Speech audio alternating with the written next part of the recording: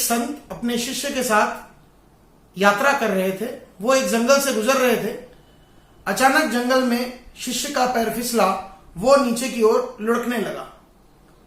वह खाई में गिरने ही वाला था कि उसके हाथ में एक बांस का पौधा आ गया।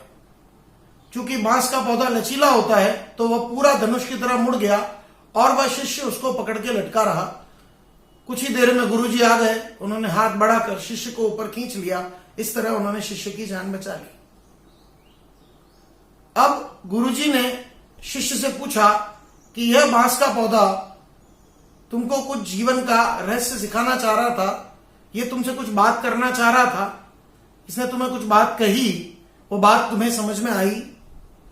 तो शिष्य बोला, गुरुजी मैं पेड़ पौधों की भाषा नहीं समझता हूं, आप समझते हैं तो कृपया मुझे आप ही बता दीजिए कि यह बांस का पौधा मुझसे क्या कहना चाह रहा था।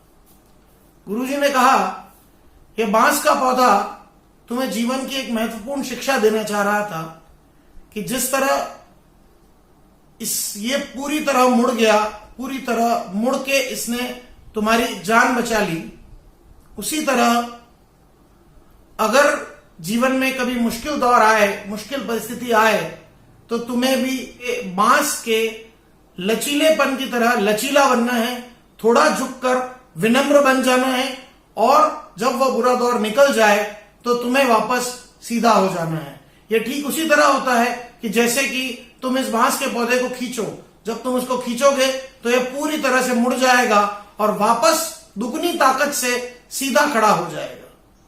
जीवन में यदि हम मुश्किल परिस्थितियों में थोड़े विनम्र बन जाएं, थोड़े झुक जाएं, तो समस्याएं दूर हो जाती है और कठिन परिस्थिति निकलने के बाद हम पुनः अपनी ओरिजिनल वास्तविक स्थिति प्राप्त कर लेते हैं।